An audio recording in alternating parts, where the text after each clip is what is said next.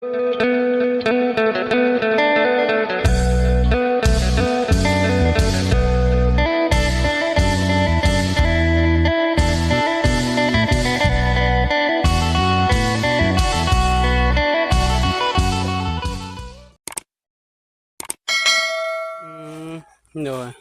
ถ้าไอ้นั่นมันคักแน่สบายดีพ่อเฒ่าเห็นยังบ่ได้ใส่เบ็ดบ่บ่ปัดอันนี้เป็นดำไฟอ๋อไว้ออนไฟมื้อยังแม่เฒ่ายังบ่ทันมาเนาะเจ้ากินข้าวกับยังซะบ่เฒ่าเนาะหาก็มาแต่ชะโนเฮาก็ได้2มื้อคืนนี้ก็บ่เฒ่าถ้าก็ได้10เอาไปเบิดแล้วบ่เขามาเอาละแน่ดีอยู่ไม่น้อยบัดนี้ยังไม่ใหญ่ได้บ่ยังไม่ใหญ่แม่เฒ่าเพิ่นมากองพื้นน่ะบ่มาของพื้นแล้วเด้มื้ออะไรคือยังได้ยังบ่ทันมื้อนี่เป็นมื้อแล้วเมื่อจอบเบิ่งพ่อเฒ่าแน่เป็นได้อยู่ดีไม่แห้งอยู่บ่หั่นอยู่ปกติแหละได้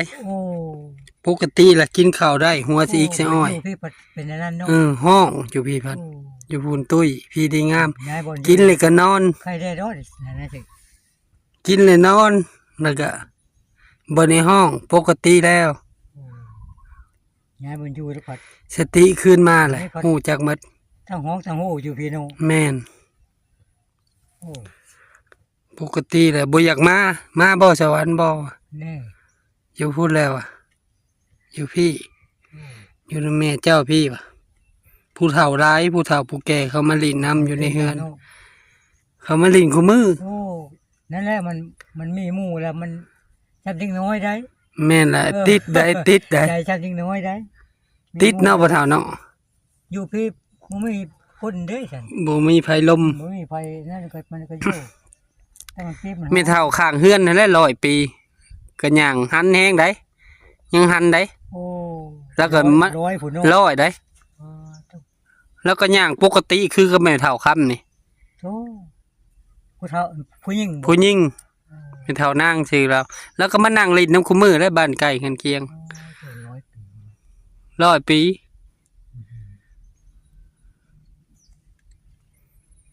ยังไปได้เนาะไปได้หูไหนได้ยินหูตาได้ยินมันนั่งลิ้นนะพ่อเฒ่าวันแล้วบางคน100นี่ยังงั้นซักไม่กระเท่าอันนี้บ่ได้หลังก็บ่ได้กงได้แล้วบ่ได้อยู่ละล่าได้ตื่นมาแล้วปัดกวดแล้วเฮ็ดเวียกได้เฮ็ดหมดเราจึงหันแหงบ่อยู่ละล่าเฮ็ดก็แก๊กๆในเฮือนปัดใบไม้ใบตอก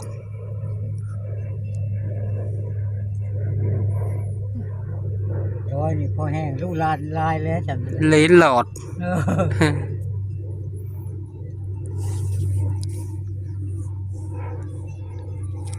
พอเท่านี้ก็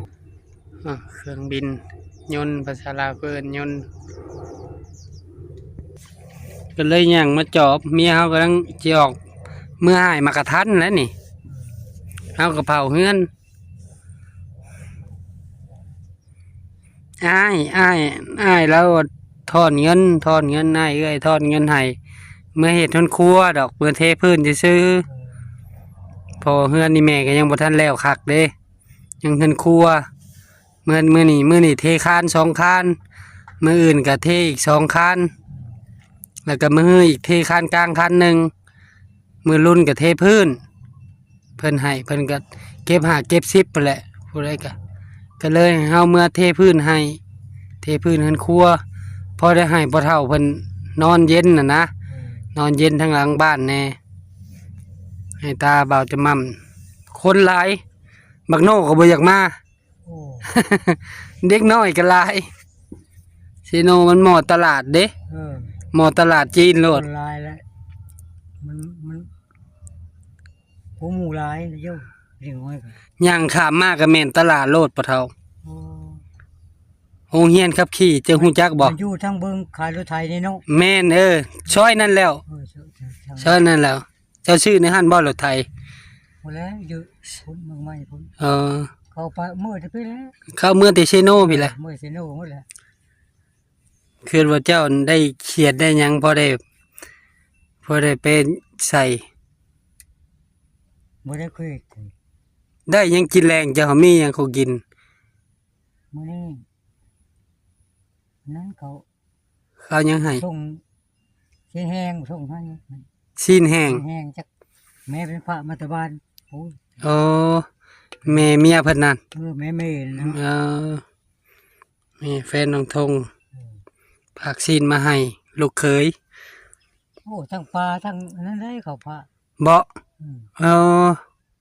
ก็เลยมาแบ่งให้เจ้าแน่ เออ นี่พอได้กินไปพอเท่าเอ้ยไปแต่เช้าผู้ใด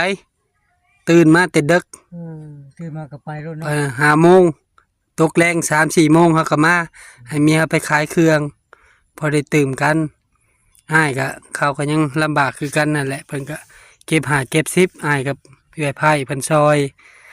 เฮ็ดเฮือนให้แม่เทพื้นซื่อๆผู้แลเทพื้นแล้วเลยจึงว่ากันผู้ใดมีหน่อยมีหลาย เทพื้นยังบ่ทันแล้ว ยังเหลือคนครัวแหละสีก็ยังบ่ได้ทาสีเฮือนน่ะจักเท่าใดปีล่ะ10 ปลายปีล่ะยังบ่ทันแล้ว แม่เฮาก็ปลูกผักเด้ปลูกผักกินเอ้ยลืมเก็บผักเด้ผักหอมป้อมว่าสิเก็บมาให้อยู่พอได้ตำแจ่วมะกอกงั้นมะกอกร่นเนี่ยเจ้าเก็บอยู่บ่ ท่านได้ชุกหลาย ยังบ่ทันสุกหลาย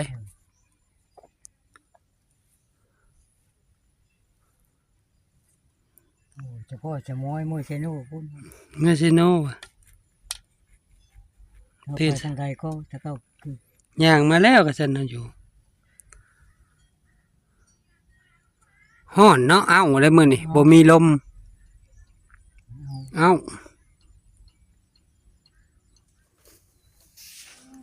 เขาเฮ็ดตูบใหม่บ่ เออ แม่นไป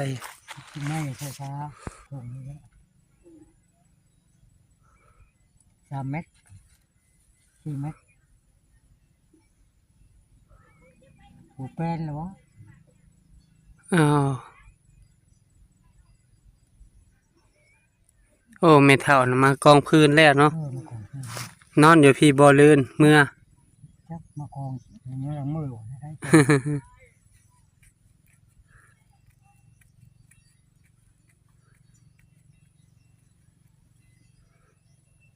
ของเพิ่นกันยังทันได้กองเนาะของชาวน้อยเนาะ มันไม่คางมัน บ่มีคาง มันละพระเจ้าก็ได้ยังหาคางมันคือว่า เจ้าตัดให้น้ำบ่เจ้าบั้นให้น้ำบ่หั่น ว่าเป็นบ้านแด้ไม่ได้ว่าคางมันบ่มีน่ะไม่ได้ก็เลยถ้าบักเกิดกระตัดแล้วมันเกิดกับทุกรอดกระตัดซะก่อนแล้วคางมัน เออให้มันใหม่หมดพุ่นแหละพ่อเฒ่าไอ้จังขวัด ว่ามืออื่นยังบ่ทันไม่หรอก สิทันไหมมื้ออื่น2-3มื้อ ทันโยบนะ ยังบ่ทันโยบซ้ำยังกี่ได้3 มื้อพุ่นแหล้วนี่พอดีใหม่คักได้คัน3 มื้อ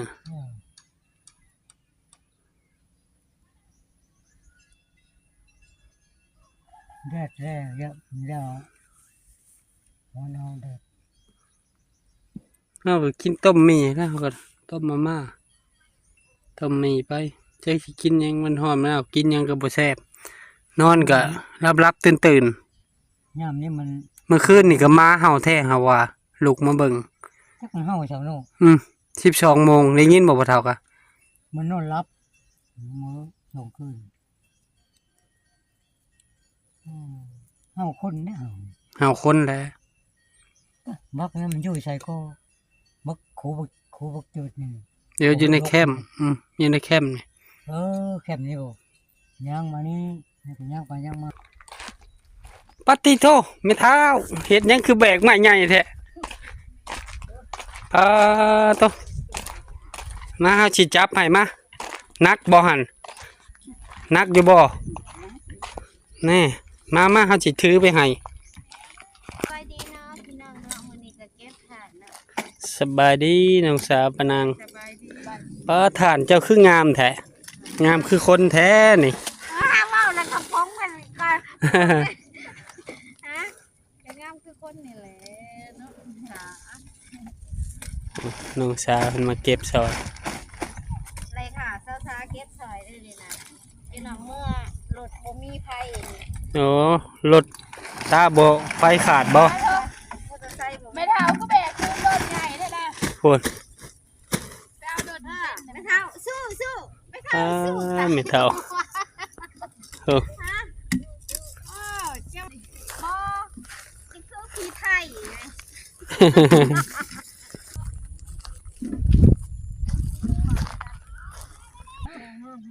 สบายดีน้อยนะ เพิ่นเอาไว้ให้ เห็นไม่เท่าแบกมากก็เลยแบกมาให้สบายดีนี่กองเลยเนาะได้จักรถคือกองเลย ได้ไม่ชามลูก 3รถคือบ่หลายเนาะ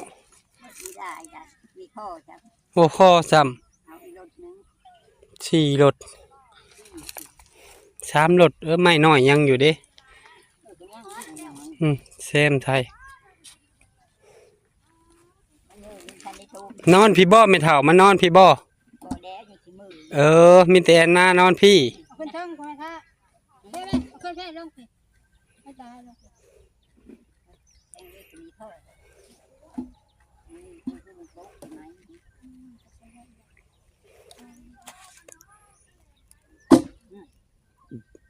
พอดี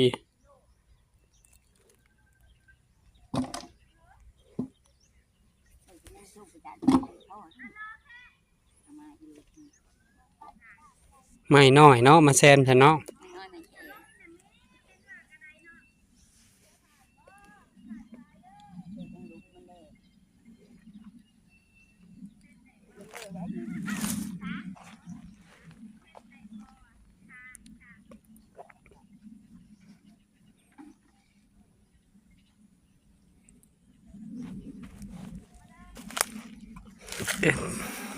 ไผมาส่งไผไปซอยเวียกเขาบ่เห็นเขาเฮ็ดตูบเลยเฮ็ดตูบชาวสา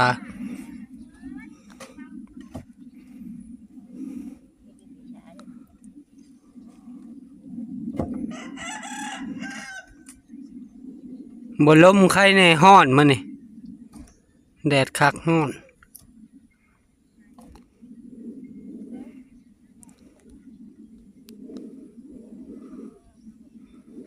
สบายดีลูกสบายดีไว้ สบายดีโหอาบน้ำคันจะอาบน้ำอยู่น้องง่ายก็ได้ตักอาบให้พระเจ้าคูณเห็ดอันบันไดลงนะคันยังอาบ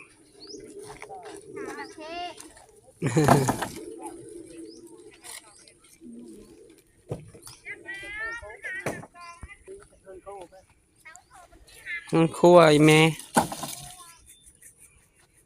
มีแต่เทพื้นไว้นะให้เขาอันเห็ดให้ เลิกนี่จะเอากระไพ่แล้วกูบ้าชื่อโดนนี้ละฮะตีนเจ้าเนี่ย ได้ยังกินแรงจะไม่เท้า นี่นี่ได้ บ่มียังกินเลย บาดนี้ ยามันคำสิเมื่อหรือบ่บัดนี้ 3 โมงปลายเลยนี่4 โมงยังเลยมื้ออื่น มาคือ อ๋อ อันนี้จะให้มีได้ เบิ่งหาเสียวขึ้นให้ต้นนี้เอาขึ้นบ่ ตัวคนนี้พ่อเราเต็มแล้วไว้ ยา ทำ วตี ไว้เตาหน้าบ่น่ะ ไปเช้ามาชื่อนี่ยันพอดี ทำไมน้อยแซมใส่ เอาไม่ปอดก็ไม่กลางนะใช่ เป็นยังไงมันคนนี้ที่ เอากลาง เป็นชื่อนี่เอาไม้นี่ออกนี่ชื่อนี่พอดี พ่อละ ไม้นี่เอาให้ขึ้น โอ้เพิ่นเฮ็ดตูบใหม่ได้ยินเสียงปอกแป๊กปอกแป๊กทางนั้น ไม่ได้ ก็ละ ไม่ง่ายมันมีโต๊ะ ไปไม่เท่าจิเมื่อเอ้า เธอจะทำนักตีเธอนะ ไม่เท่ากับสิเมื่อแหละไอ้น้านอนอยู่พี่คือเก่า นั่นเหรอตาทาน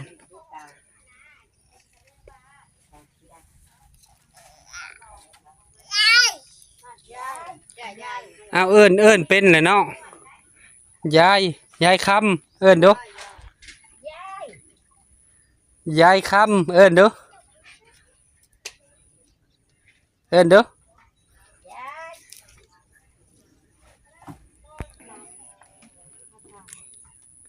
คือบตักอยู่น้องเฮาพะเท่ามันชันเฮ็ดเด้อเฮ็ดบันไดลงเด้อ ลงยากสั่นพูด เฮ็ดบันไดลงมันไกลโพด นี่ก็ได้มันเริ่มเลย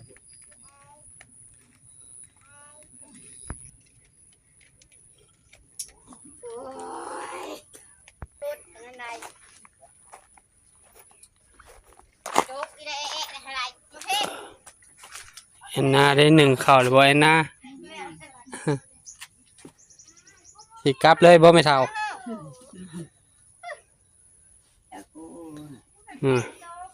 มันคือเมื่อยคือข้างไงไม่เท่า เมื่อยบ่ กองในเช้านี้ล่ะ กองแต่เช้าหุ่นอืม นั่นย่าย เห็นยายเป็นเดินเลยเด้ ย่าย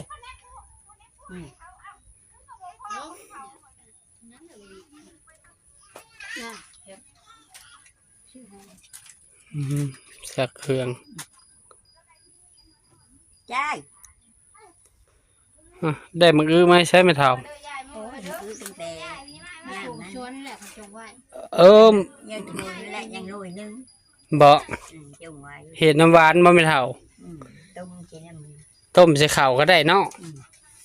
bị đi mình trông chỉ khờ trông chứ ใหญ่ใช่ไหมคือสิใหญ่แท้ này là chứ ใหญ่เติบบ่ได้บ่โลหนึ่ง đây đó อืม ba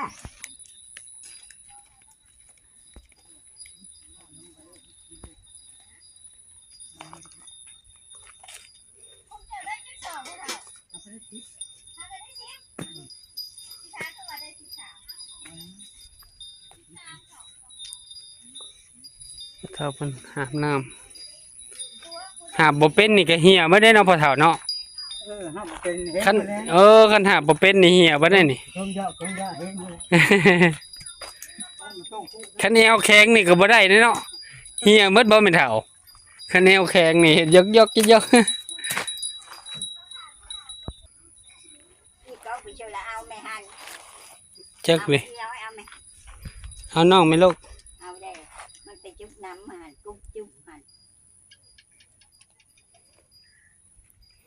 แม่เฒ่ายังบ่ทันมาแม่เฒ่าเนาะเพิ่นว่าเมื่อ 2-3 มื้อ nên mà mới ủi เมื่อเอาข้าวมากินบ่จัก mơ thuốc phát thuốc nha เพิ่นปลูกผักบ่แม่เฒ่า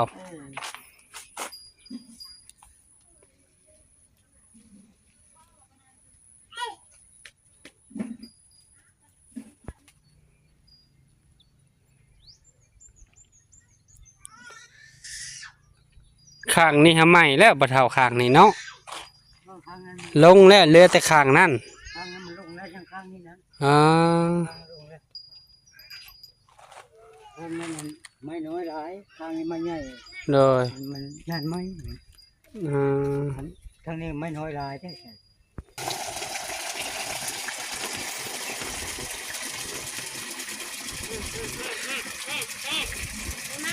ทั้งน้ำมาซื้อน้ำใส่แล้วบ่ปะเท่าทั้งน้ำกินเจ้านั่น chứ sao đó รถไถพุ่นบ่อ๋ออันนี้เอาไว้แต่งอยู่แต่งกินมาเข้า nhưng mà không อ๋อ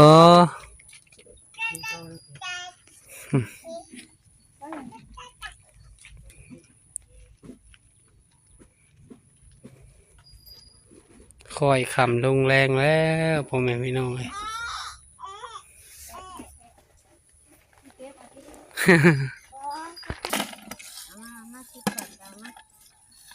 สิ สิขวดให้มันแล้วเลยบ่หรือผักเลยนี่ มาเห็นหน้าแล้วตัวนี้มันต้องอีกกักหนึง อ๋ออีกขวดอีกให้มันเต็มสอบหั้นแหล้วเนาะ มาโอเคได้บ่ น้องทงไปใช่จ้ะ ฮะ น้องทงไปใช่พยายามแห้วบ่ เข้าป่าตัดตีนตลอด เออ นี่พ่อบ่เรือแล้วพ่อหาแล้ว ไปตัดออกเนาะ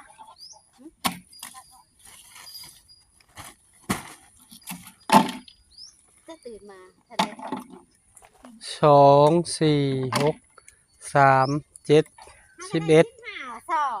13 15 นับมึงดูหาเท่าไรล่ะ 4 8 8 11 16สอบ17สอบนี่ ปาดออกมาตราว่าถ้าได้ยิบบ่เจะนำมา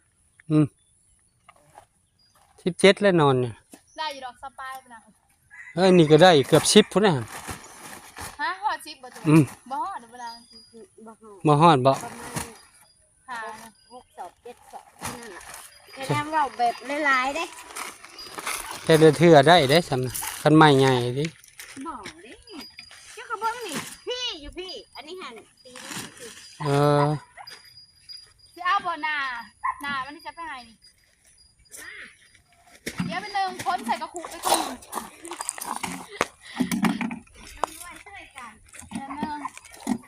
เออแบ่งกันน่ะให้พ่อเฒ่าคูณบ่แบ่งป้าบ่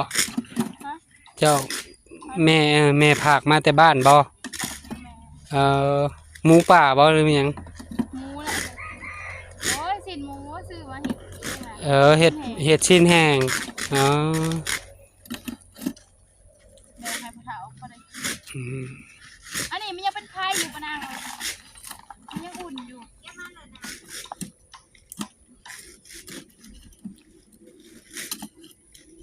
จะเป็นหนึ่ง ให้มันโน่นขึ้นเด้โน่นทางกลางหน่อยหนึง อ๋อดิฉันก็เขาอยากได้ถ่านเนี่ยเขาโทรมา เออ แต่บ่ ยิบแล้วนี่เขาก็เมาแล้วบ่นี่ บ่อันนี้หันเขาตั้งหากแกน อืม คนเขาเอาสอบน้ำเขา เออ อยากเอาใส่มือใส่มันงามๆมาแล้วเห็ดก็ไปชงแกสินโฮปะนะพ่อจะสิสอบนั่นเอามาอีกเนาะไม่ขอค่ะ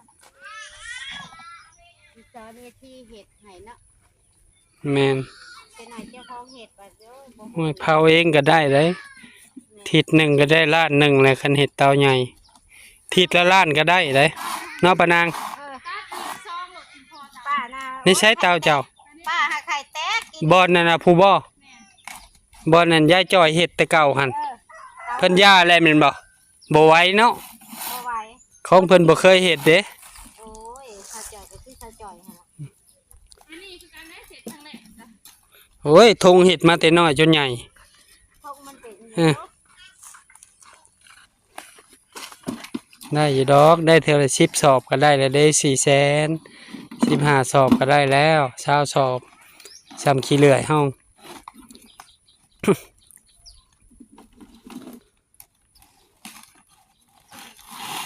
ใส่มันถึงมุมแม่ลูกนี่ไปสิบัดเจ้าเห็ดกาวันไอ้ทงเจ้าชมพู มีคันไม้ใหญ่งามเลยมันเป็นโคโลคาเล มันบ่มีไม่ใหญ่เด้นะ อืม ไม่ใหญ่หลุดเดียวอันคิดชายแก่มั้ย บุญได้บุญเซโนได้บุญกองทัพ บ่ วันที่20มันเขาเริ่มมาเด้นี่วันที่19มื้ออื่น ใหม่ให้ได้สาบปีใหม่ ไหมไทยมาได้ไหมไทย นักร้องไทยมา มันว่าไหมไทยที่ว่า บุญกองทัพ วันอุโบนะได้บ่ซื้อด้วยบ่ได้หรือว่าเอามาใส่ทางนี้บ่มีหัวเดียวนี่มีที่อันไม่ใช่ความหมักมันไม่มันลมพรกันเฉลิมพล จักกันนั่นมาลายอยู่ได้ศิลปิน เพราะว่าแบบตรงๆนี่เด้แต่ข่อยเลี้ยงน้อง2คนน่ะสลืมคนร้องเพลงอันนี้กู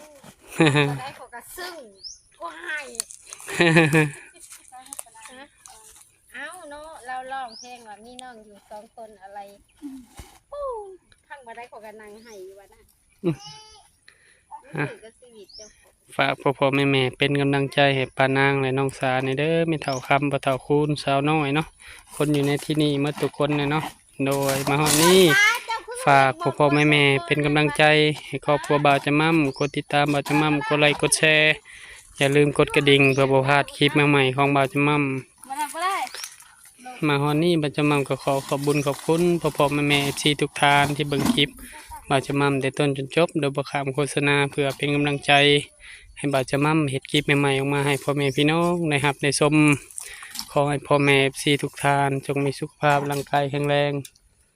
ปราศจากโรคภัยไข้เจ็บคิดสิ่งใดก็ให้ได้สิ่งนั้นสมความมุ่งมั่นปรารถนาทำมาค้าขายซื้อได้ขายมานเด้ออยู่ดีไม่แห้งมาช่วยหูทุกคนเนาะสบายดีเด้อป้านางน้องสาเอาสู้ต่อไปช่วยเหลือกันบ่ได้เจ็บหลังเจ็บแมวบ่แม่เฒ่าเช้าแล้วบ่ ไข่แดง ไข่แน่กินยากินหยังใส่แล้วไข่แดง ไข่แดง อ่าเลย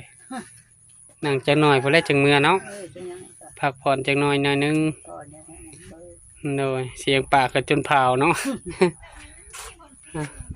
ให้กำลังใจพี่เก่าพวกนี้พี่น้องช่วงนี้เฮาก็บ่ได้ไปเฮ็ดเวียกแล้ว มีแต่เมื่อเฮ็ดมันครัวให้แม่อ้ายเพิ่นอยู่เซโนอ้ายเพิ่นก็บ่มีดอกหักเพิ่นก็เก็บหาเก็บสิบพอได้เทพื้นพอตาบ่าวจะมั่มไปอยู่พุ่นนำเด้อาศัยสะดวกสบายเฮ็ดห้องน้ำแน่น้อยเป็นกำลังใจให้แม่เฒ่านี่เด้อสบายดีเด้อแม่เฒ่าเด้ออยู่ดีไม่แห้งขึ้นเฮือนใหม่แล้วบ่ได้ฝันหยังเนาะฝันดีอยู่บ่แม่ มีพัน บ่ได้พันหยังเลยบ่แม่เฒ่ามึงเถื่อให้โชคให้ลาบลูกหลานเด้ มีเธอมีพัน บ่ได้พันหยังเลย มีพันเพื่อเลย เอ่อ โอ้ยบอกมันอันนั้นเนาะคือลานเนาะเด็กมันก็มีพันเลย